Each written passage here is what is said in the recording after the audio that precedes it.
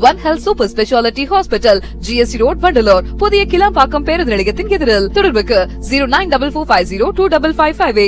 உங்க ஹெல்த்துக்கு One Health இருக்கு. சார், பகல்காம்ல நடந்த ஒரு விஷயம் மிகப்பெரிய பேசுபொருளா மாறி இருக்கு உலக அளவில். அதோட மக்களிடத்துல ஒரு பெரிய அச்சத்தை ஏற்படுத்தி இருக்கு. ஒரு பக்கம் இதை தேர்தலுக்கான விஷயமா மாத்துறாங்க அப்படின்ற ஒரு குற்றச்சாட்டும் இருக்கு. அந்த இடத்துல ஏன் ராணுவமே இல்ல, ராணுவத்தினுடைய கட்டுப்பாட்டுக்குள்ளே தான் அந்த மாநிலமே இருக்கிறது என்று சொன்னார்கள். காவல்துறையினுடைய கட்டுப்பாட்டுக்குள்ளே தான் ஒவ்வொருவரும் கண்காணிக்கப்படுகிறார்கள் என்று சொன்னார்கள். இதை நம்பிதான் அவன் சுற்றுலாவுக்கு போறா. இல்ல, சம்பவம் தான் நடந்துச்சு. நீ முஸ்லிமான் கேட்டுதானே சுட்டாங்க அப்படின்னு சொல்லிட்டு பாதிக்கப்பட்டவங்க சொல்லும் போது ஏத்துக்க வேண்டியது. அதாவது ஒரு ஆயுத குழு அத்துமீறி திடீரென்று ஒரு இடத்துல பிரவேசிக்கிற போது நிறுத்தி நிதானமாக அவ்வளவு நேரம் உரையாடி தான் கொலை செய்யறாங்கன்னு சொல்றது முதல்ல லாஜிக்காவே இல்லை. ஆஸ்பத்திரியில நோயாளியா கிடக்கிறவனை அப்புறப்படுத்துறாங்க. நதி நீரை நிறுத்தணும், சிந்து நதி நீரை உடனே நிறுத்தி ஆகணும், நதிநீர் பங்கீட்டை நிறுத்தம் செய்யணுங்கிறாங்க. இவ்வளவு பெரிய பாதிப்பு நடந்திருக்கிறது. நாட்டினுடைய பிரதமர் நேர போய் பீகார்ல சட்டப்பேரவை தேர்தலுக்கான பிரச்சாரத்தை தொடங்குகிறார். ராகுல் காந்தி தான் பாதிக்கப்பட்ட மக்கள் அந்த எந்த இடத்திலே சுடப்பட்டார்களோ, எங்கெல்லாம் காயப்பட்டார்களோ அந்த இடத்திற்கு ராகுல் காந்தி தான் போறாரு. ராகுல் பத்தி ஒரு செய்தி கூட பெருசா இல்லையே சார். அதாவது மோடியை குறித்து தான் கேட்டாங்க, நீ மோடி கிட்ட போய் சொல்லுங்க அப்படிங்கும் போது அவருக்கு ஒரு ஹீரோயிக் பிம்பம் உருவாயிடுச்சு. ஆனா ராகுல் பத்தி ஒரு வார்த்தை கூட வெளியில வரவே இல்லை. அப்படி கிடையாது.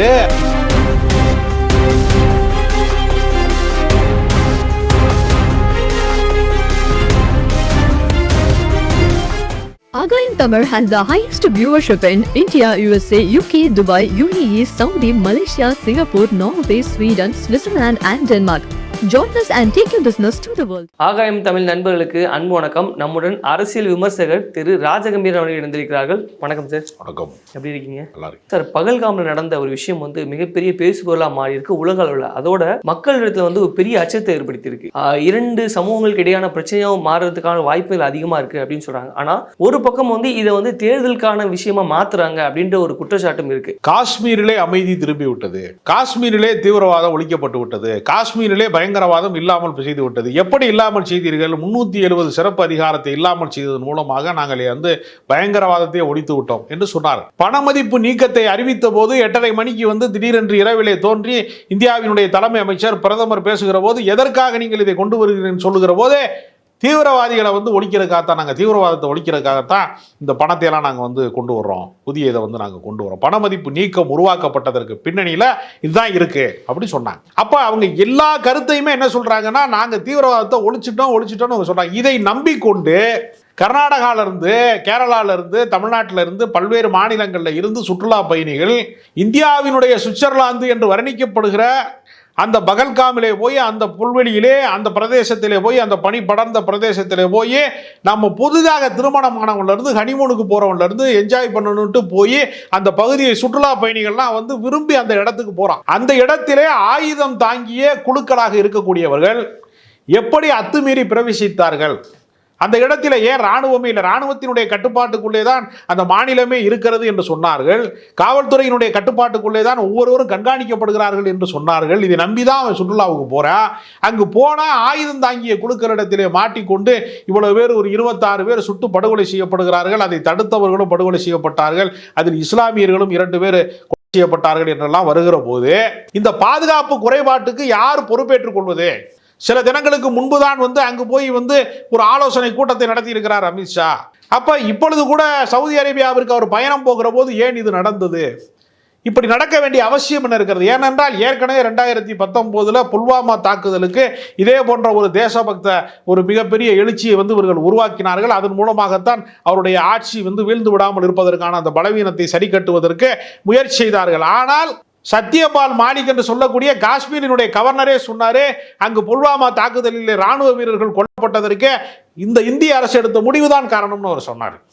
அது தேர்தலுக்காக நடந்தது. ராணுவ வீரர்களினுடைய உயிரை பலி கொடுத்து தேர்தல் அரசியலில் அவர்கள் வெற்றி பெற்றார்கள் நம்ம சொல்லல. சத்யபால் மாலிக் என்று சொல்லக்கூடிய பாஜகவை சேர்ந்த ஆளுநரே சொன்னாரு. அது ஏன் சார் அவ்வளவு பெரிய விஷயமா மாறல? அது உடனடியாக அது இல்ல, தேர்தல் முடிந்து விட்டது. அந்த தேசபக்த எழுச்சியை பயன்படுத்தி கொண்டு, அந்த கோபத்தை பயன்படுத்தி கொண்டு அவர்கள் ஓட்டு வாங்கிட்டாங்க, அதிகாரத்துக்கு வந்துட்டாங்க.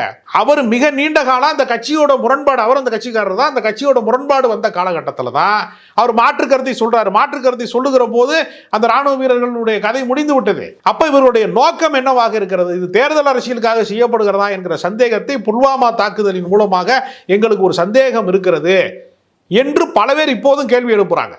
அப்போ இதற்கு பொறுப்பேற்று கொண்டு அமித்ஷா வந்து உள்துறை அமைச்சராக இருக்கிற அமித்ஷா வந்து பதவி விலக வேண்டும் என்றால் மன்மோகன் சிங் காலத்தில் ஒரு 2 பேர் மட்டுமே படுகொலைப்பட்ட தீவிரவாத தாக்குதலுக்கு அவர் பதவி விலக வேண்டும் என்று இவர்கள் தான் சொன்னாங்க. நாங்கள் வந்தால் அமைதி திரும்பி விடும்னாங்க. அது மயான அமைதி என்று நமக்கு தெரியாமல் போய்விட்டது. அதைத்தான் நம்ம பார்க்க வேண்டியிருக்கிறது. இப்போ கூட பார்த்தீங்கன்னா அந்த தீவிரவாத குழு தாக்குதல் முடிந்ததற்கு பின்பு அவர்களை பாதுகாத்தது, அங்கே இருக்கக்கூடியவர்களை வந்து பாதுகாத்த பல மணி நேரம் வந்து யாருமே வரலை.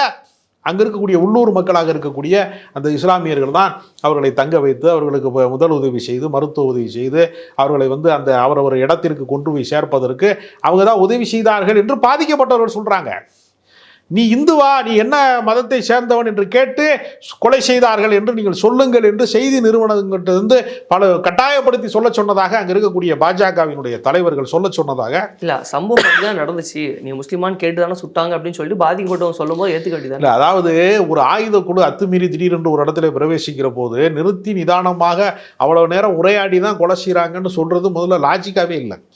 ஒரு இடத்திற்கு போனால் உங்களுக்கு வந்து திடீர்னு கொலை செய்ய வர்றவன்லாம் வந்து அவ்வளவு நிதானமாக எல்லாருமே ஸ்கேன் பண்ணி எல்லாத்தையுமே ஐடென்டி கார்டெல்லாம் பார்த்துட்டு எல்லாத்தையும் செக் பண்ணிட்டு தான் கொலை பண்ணுறாங்கன்னு சொல்கிறதே நமக்கு முதல்ல வந்து ரொம்ப அதிர்ச்சிகரமானதாக இருக்கிறது. இப்போ நமக்கு என்னென்னா எல்லா முறையுமே இதற்கு பின்னாடி அதாவது எந்த வன்முறை சம்பவம் நடந்தாலும் அந்த வன்முறை சம்பவத்துக்கு பின்னால் என்ன அமைப்பு இயங்குகிறது, யார் இந்த வன்முறையை செய்தார்கள், அந்த வன்முறை குழுக்களை வேட்டையாடுவதைத்தான் அரசு வழக்கமாக வைத்திருக்காங்க. அதுக்கு பதிலாக வேலூர் ஆஸ்பத்திரியில் முடியாமல் கிடக்கிறவனை மருந்து சாப்பிட்டுக்கிட்டு இருக்கிறவனையெல்லாம் உடனே நீ வெளியேறு, விசா முடியுது உனக்குன்னு சொல்லி பூராத்தையும் அப்புறப்படுத்தினா, ஹார்ட் பேஷண்ட்டாக இருக்கிறவன் இங்கே வந்து நெஞ்சு வலியில் படுத்து கிடக்கிறவனெல்லாம் இவனா துப்பாக்கி சூட்டுக்கு வந்து எல்லாம் ஏற்பாடு பண்ணி கொடுத்தான். ஆஸ்பத்திரியில் நோயாளியாக கிடக்கிறவனையெல்லாம் அப்புறப்படுத்துறாங்க. நதி நீரை வந்து நிறுத்தணும், சிந்து நதி நீரை வந்து உடனே நிறுத்தியாகணும், நதிநீர் பங்கீட்டை வந்து நிறுத்தம் செய்யணுங்கிறாங்க. இவ்வளோ பெரிய பாதிப்பு நடந்திருக்கிறது. நாட்டினுடைய பிரதமர் வந்து நேர போய் பீகாரில் சட்டப்பேரவை தேர்தலுக்கான பிரச்சாரத்தை தொடங்குகிறார். ராகுல் காந்தி தான் பாதிக்கப்பட்ட மக்கள் அந்த எந்த இடத்துல வந்து சுடப்பட்டார்களோ எங்கெல்லாம் வந்து காயப்பட்டார்களோ அந்த இடத்திற்கு ராகுல் காந்தி தான் போறாரு. ராகுல் பற்றி ஒரு செய்தி கூட பெருசாக இல்லையே சார். அதாவது மோடியை குறித்து தான் கேட்டாங்க, நீங்கள் மோடிகிட்ட போய் சொல்லுங்க அப்படிங்கும்போது அவருக்கு ஒரு ஹீரோயிக் பிம்பம் உருவாயிடுச்சு. ஆனால் ராகுல் பற்றி ஒரு வார்த்தை கூட வெளியில் வரவே இல்லை. இல்லை, அப்படி கிடையாது. எப்பொழுதுமே ஊடகங்கள் வந்து எதிர்க்கட்சி சார்ந்த செய்திகளை வந்து வெளியிடக்கூடாது, அவர்களுக்கு ஒரு நிர்பந்தம் இருக்கிறது. எனவே அந்த இடங்களிலே போய் வந்து ராகுல் காந்தி மக்களை போய் சந்திக்கிறாரு. இவங்க தேர்தல் அரசியலாக இதை பார்க்கிறாங்க. இப்ப பாதுகாப்பு குறைபாடு தான் இதற்கு காரணமே தவிர இந்த குழு அத்துமீறி உள்ளே நுழைந்ததற்கு பின்னால ஏன் இப்படி ஒரு பாதுகாப்பு குறைபாட்டை அவர்கள் உருவாக்கினாங்க. ஏன்னா 370 என்கிற சிறப்பு அதிகாரத்தை சட்டப்பிரிவை நீக்கியதற்கு பின்னால் அந்த மாநில மக்களினுடைய உரிமைகள் பறிக்கப்பட்டதாக அங்க இருக்கக்கூடிய மக்களுக்கு அது ஒரு பெரிய ஆதங்கம் இருக்கிறது. அந்த மாநிலம் வந்து மாநிலமாக இல்லாமல் யூனியன் பிரதேசமாக அதிகாரம் குறைக்கப்பட்டிருக்கிறது. அப்ப பிரச்சனையை வந்து இவர்கள் முடித்து வைப்பது என்பது என்னன்னா, அதாவது ஏழ்மையை ஒழிப்பதற்கு பதிலாக ஏழைகளை ஒழிப்பதுன்னு சொல்றது எவ்வளவு அபத்தமானதோ அது மாதிரி தான் வன்முறை குழுக்களை மட்டுமே குறிவைத்து நீங்கள் வேட்டையாடுவதற்கு பதிலாக ஒட்டுமொத்தமாக இது இஸ்லாமிய வெறுப்பு பிரச்சாரத்திற்கான வாய்ப்பாக மாற்றிக்கொள்வது, இதை வந்து பெரும்பான்மை மக்களை திரட்டுவதற்கான வாய்ப்பாக மாற்றிக்கொள்வது, தேர்தல் அரசியலிலே ஒரு அதிகாரத்தை வேட்டையாடுவதற்கான வாய்ப்பாக மாற்றிக்கொள்வது என்கிற போது இதற்கு என்ன உள்நோக்கம் இருக்கிறது என்கிற சந்தேகத்தை விதைக்க வேண்டியிருக்கிறது. ஸோ இது அரசியலுக்கு பயன்படுத்துறாங்கன்னு சொல்றதுக்கான காரணம் என்ன? இல்லை, எப்பொழுதுமே வந்து நீங்க வந்து யோசிச்சு பாருங்க. பாபர் மசூதி பிரச்சனையிலேயே கூட ஒட்டுமொத்த மக்களையும் திரட்டுவதன் மூலமாக அவங்க என்ன செஞ்சாங்கன்னா, அந்த மசூதியை உடைப்பதன் மூலமாக இந்துத்துவ எழுச்சியை உருவாக்கி பெரும்பான்மை மக்களினுடைய வாக்கு வங்கியாக அதை மாற்றினார்கள். ராமர் கோயில் திறப்பு விழாவை கூட ஒரு அரசியல் விழாவாகத்தான் நடத்தினார்கள். அதாவது கடவுளை வந்து அரசியலுக்கு பயன்படுத்தி கொள்வது என்பதிலே கைதேர்ந்த கட்சியாக பாஜக இருக்கிறது. அப்ப இதை வந்து யாராவது மாற்று கருத்தை முன்வைத்தால் அவன் தேச துரோகி. யார் தேச துரோகி? அதாவது சுதந்திர போராட்டத்திலே பங்கேற்காத ஒரே ஒரு அமைப்பு இந்தியாவில் இருக்குதுன்னா அது RSS தான்.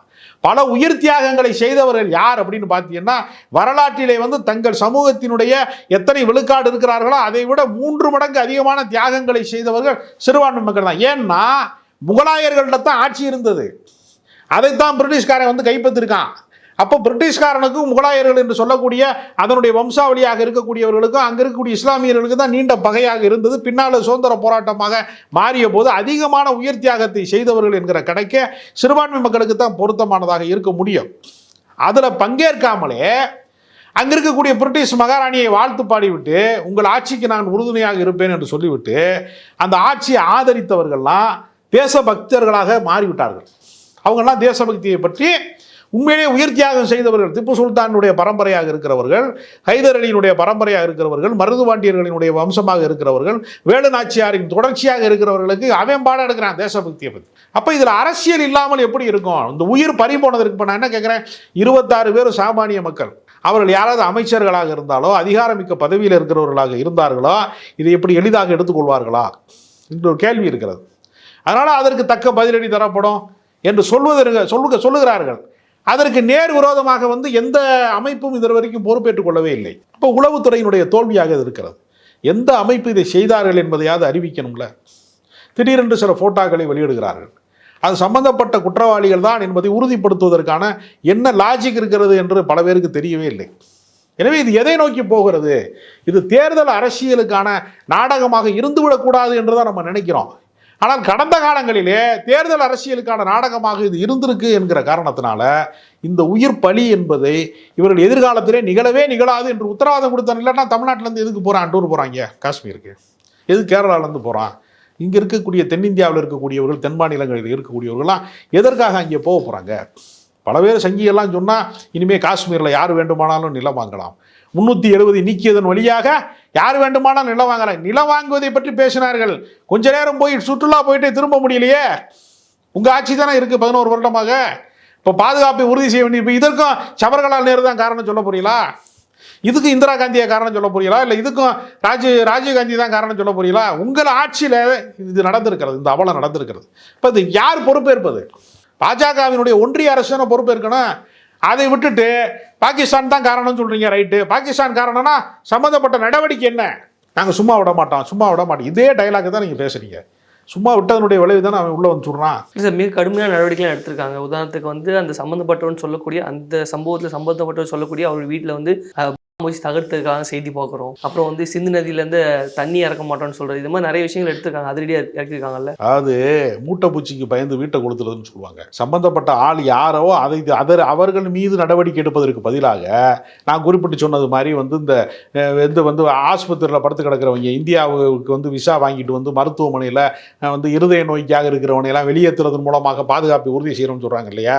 அதே மாதிரி தான் இது. சிந்து நதியை நிறுத்துவதன் மூலமாக என்ன நடக்கும்? ரத்த ஆறு ஓடக்கூடாது என்று நம்ம சொல்றோம். தண்ணீர் ஆறு ஓடக்கூடாதுன்னு நம்ம ஏன் தடுக்கணும்? தடுக்கவே அதுக்கு என்ன அவசியம் இருக்கிறது? அந்த தண்ணியை தடுக்கவே முடியாதுன்னு ஒரு தகவல் சொல்றாங்களே, அது உண்மையா? சர்வதேச சட்டப்படி ஒரு தண்ணீர் உற்பத்தி ஆகிற இடத்துல இருந்து கடலில் கடக்கிற இடம் வரைக்கும் எந்த நாடாக இருந்தாலும் அதை தடுப்பதற்கான அதிகாரம் யாருக்குமே கிடையாது.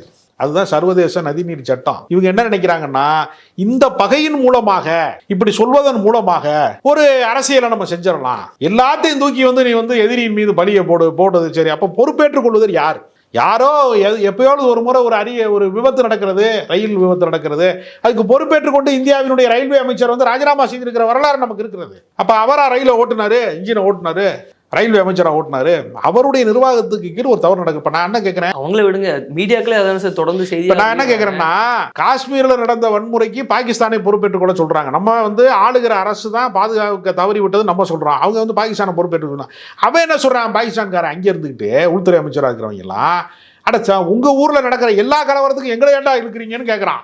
உதாரணத்திற்கு உங்கள் ஊரில் நீங்கள் மணிப்பூரில் கலவரம் நடக்குது, பெண்களை நிர்வாணப்படுத்தினீங்களே, அங்கே இருக்க தேவாலயத்தை உடைச்சியலே, உள்ளூர் கலவரம் நடக்கிறது, சத்தீஸ்கரில் நடக்கிறது, பழங்குடியின மக்களை வேட்டையாடுறீங்களே மாவோயிஸ்ட்டுங்கிற பேரில், இப்படி பல்வேறு கலவரங்கள் நடக்கிறது. அந்த உள்நாட்டு கலவரங்களின் மூலமாக நீங்கள் குளிர்காயிலே, அதுக்கும் நாங்கள் எப்படி பொறுப்பேற்க முடியாது, உங்கள் ஊர் பிரச்சனைப்பா, நீங்கள் அதை பார்த்துக்கங்கன்னு சொல்லி அங்கேருந்து சொல்கிறான். அப்போ இதற்கு நிரந்தர தீர்வு என்ன? அதாவது எப்பொழுது வன்முறை வெடிக்கிறது அப்படின்னா, ஒருத்தருடைய உரிமை பறிக்கப்படுகிற போது அது வன்முறையாக வெடிக்கிறது. 370 என்கிற சிறப்பு அதிகாரத்தை நீக்க வேண்டிய அவசியமே கிடையாது. இந்தியா பாகிஸ்தான் என்று 2 நாடுகளாக பிரிந்த போது காஷ்மீர் இந்தியாவிலும் இல்லை, பாகிஸ்தான்லையும் இல்லை. நேரு பிரதமரான போது அது இல்லை. அவங்க என்ன செஞ்சாங்கன்னா, தலைவர்கள் பேச்சுவார்த்தை நடத்தி ஒரு மதவாத நாடாக இருக்கக்கூடிய பாகிஸ்தானை விட ஒரு மதச்சார்பற்ற நாடாக இருக்கக்கூடிய இந்தியா உங்களுக்கு பாதுகாப்பாக இருக்கும் என்று ஜவஹர்லால் நேரு போன்ற ஒரு மேன்மை மிக்க தலைவர்களினுடைய வாக்குறுதியை நம்பிதான் அவங்க இணைக்கிறாங்க. ஐநாவிலே பொது வாக்கெடுப்பு நடத்தப்பட வேண்டும் என்று சொன்னாங்க. நீங்கள் இந்தியாவிலே இருக்க விரும்புகிறீர்களா, பாகிஸ்தானில் இருக்க விரும்புகிறீர்களா? 2 நாடு எங்களுக்கு வேணாம், நாங்கள் தனித்திருக்க விரும்புகிறோம், சுதந்திர காஷ்மீர், ஆசாத் காஷ்மீர் என்று நாங்கள் தனித்த ஒரு காஷ்மீரிலே வாழ விரும்புகிறோமா என்பதை வாக்கெடுப்பு நடத்த வேண்டும் என்று ஐநாவினுடைய முன்னாடி ஒரு வாக்குறுதி அளிக்கப்பட்டிருக்கிறது. இது எதுவுமே நிறைவேற்றப்படலை. அதற்காகத்தான் இந்த 370 என்கிற சிறப்பு அதிகாரத்தை உருவாக்குனாங்க. அப்ப முன்னோர்கள் மிகச்சிறந்த அரசியல் தலைவராக இந்த நேரு போன்றவர்கள் ராஜதந்திரமாக அந்த மக்களை தன்மையப்படுத்திக் கொள்வதற்கு முயற்சி செஞ்சாங்க. இவங்க என்ன பண்ணிட்டாங்கன்னா பகை பாராட்டுகிற விதமாக அந்த சிறப்பு அதிகாரத்தை உடைத்தார்கள். அதன் மூலமாக வன்முறை இனிமேல் வெடிக்காது என்று நம்மை நம்ப சொன்னார்கள். அதனுடைய விளைவு 26 உயிர்கள் பறிபோய்விட்டது. இந்த உயிர் பறிபோனதற்கு இந்த ஒன்றிய அரசாங்கத்தின் பாதுகாப்பு துறையும் இந்த அரசும் தான் பொறுப்பேற்றுக் கொள்ள வேண்டும் நம்ம சொல்கிறோம். அப்போ இந்தியாவை ஆளுவது நீங்கள் தான் நாங்கள் சொல்கிறோம், இல்லைங்க பாகிஸ்தான்காரன் தான் பாதுகாக்கணும்னு சொல்கிறீங்க. இது என்ன நியாயம் இருக்குன்னு நமக்கு தெரியல. சார், இப்போது இந்த சம்பவத்தை பிஜேபி ஒரு சமூகத்துக்கு எதிராக பயன்படுத்துது அப்படின்னு சொல்கிறத விட அதிகமான மீடியாக்கள் தான் இந்த சம்பவத்தை பண்ணிட்டு இருக்காங்க. அதாவது அதிகமான பொய் செய்திகள் சொல்லலாம், அது மட்டும் இல்லை அதிகமான வதந்திகளை பரப்புறதா இருக்கட்டும், ஒரு பதட்டம் ஏற்படுத்தக்கூடிய செய்திகள் வெளியிடதா இருக்கட்டும், மீடியாக்கள் தான் அதிகமாக பண்ணுது. கொரோனா பரவும் போது தப்லீக் ஜமாத் என்று சொல்லக்கூடிய ஆட்கள் தான் கொரோனாவை பரப்புறாங்கன்னு சொல்லி எல்லாருமே செய்தி வெளியிட்டாங்க. ஆனால் முடிவில் என்னாச்சு? கொரோனாவினுடைய உயிர் பயத்தில் ஆக்சிஜன் கிடைக்காதப்ப உயிர் பயத்தில் எல்லாரும் தவித்து கொண்டிருக்கிற போது காப்பாற்றிய இடத்துல இஸ்லாமிய இளைஞர்கள் தான் என்னை காப்பாற்றினான்னு பொது வெளிகளில் விவாதாரங்களில் சொன்னதுதான் நடந்துச்சு. பொய்யை நீங்கள் வதந்தியை முதல் கட்டமாக பரப்பலாம், ஆனால் அதுதான் இறுதியானது என்று சொல்ல முடியாது. யார் பரப்புறாங்க? என்ன பாஜக சார்ந்த ஊடகங்கள் பரப்புறாங்க, சங்கிகள் பரப்புறாங்க, எல்லாருமே பரப்புறாங்க. அந்த சங்கி கூட்டத்தில் இருக்கக்கூடிய மாரிதாஸ் போன்றவர்களே கரடியே காரி துப்பிருச்சு மொமெண்ட் மாதிரி அவரே சொல்றாரு, பாதுகாப்பு குறைபாட்டை ஏன்டா பாகிஸ்தான் மேலேயும் வேற நாட்டு மேலேயும் போடுறீங்க. இப்போ சீனாக்காரன் உள்ளே வந்துட்டான் இந்தியாவுக்குள்ள, சில கிராமங்களை அவன் ஆட்டையை போட்டான், அவன் ஊர் கொடியெல்லாம் நட்டினான். அப்போ சீனா மேலே போர் நடத்துவாங்களா அவங்க? அது பெரிய வல்லரசு நாடாக இருக்கிறது. அப்போ சீனாவில் இருக்கிறவங்க இஸ்லாமியர் இல்லைங்கிறதுனால அதை அரசியலாக்க முடியல அவங்களால. அவன் பௌத்தர்களாக இருக்கிறான், கம்யூனிஸ்டுகளாக இருக்கான். அதனால் சீனாக்காரன் மேலே எந்த வன்மத்தையும் கக்க முடியலை. அதனால் மதவாத அரசியலை இவர்கள் செய்கிற போது சிறுபான்மை மக்களுக்கு எதிரான ஒரு மனநிலையை கட்டமைப்பதற்கு இது போன்ற வதந்திகளின் வழியாக ஒரு அரசியல் வாக்கு வேட்டை நடத்துவதற்கு தயாராகி விட்டார்கள். இந்த போர் ஆர்வத்தை தூண்டுறதுக்கான காரணம் என்ன நினைக்கிறீங்க? போர் நடந்தா எதிரி நாடு மட்டும்தான் பாதிக்கப்படும் என்பது கற்பனை. நம்மளுடைய தேசத்தில் இருக்கக்கூடிய வீரர்கள் சாகிறது மட்டுமல்ல, பல பேருக்கு அது பாதிப்பு உண்டாக்கும். பொருளாதார ரீதியாக ஏற்கனவே 80% இளைஞர்களுக்கு வேலை வாய்ப்பில் 45 கோடி பேர் வேலை இல்லாமல் இருக்காங்க அந்த நாட்டில். இந்த நாட்டில் மிகப்பெரிய பிரச்சனைகள் இருக்கிறது. அதையெல்லாம் தீர்க்க முடியாமல் இருக்கிற போது மிகப்பெரிய பின்னடைவு. இதற்கு மிக மிக முக்கியமான காரணம் பாதுகாப்பு இராணுவத்திலே ஆள் எடுப்பதற்கு பதிலாக கான்ட்ராக்ட் ஜாப் என்று சொல்லக்கூடிய அளவில் ஒப்பந்தத்தின் அடிப்படையில் அக்கினி பாத் என்று இவர்கள் 4 வருஷத்துக்கு மட்டும் ஆள் எடுத்தாங்க. 1,80,000 வீரர்களை அவங்க திருப்பி அனுப்பிட்டாங்க. பல பேரை வீட்டுக்கு அனுப்பிட்டாங்க இராணுவ வீரர்களை. பாதுகாப்பு குறைபாட்டுக்கு அடிப்படை என்னன்னா, இராணுவத்தை இவர்கள் தனியார் மயமாக மாற்ற வேண்டும். இராணுவ கட்டமைப்பை இவர்கள் உறுதி செய்யாமல் தேசபக்தியை பற்றி வாய்களியே பேசிக்கொண்டு இராணுவ வீரர்களுக்கு உரிய சம்பளம் கொடுக்கக்கூடாது, அவனுக்கு நிரந்தரமான ஊதியம் தரக்கூடாது, நிரந்தர வேலை இருக்கக்கூடாது என்று நினைத்து அக்கினி பாத் என்று சொல்லக்கூடிய முறையை இவர்கள் கொண்டு வந்தது இந்த பிரச்சனைக்கு மிக மிக முக்கியமான காரணம். கருத்துக்கள் எங்களோட பகிர்ந்து கொண்டமைக்கு மிக்க நன்றி.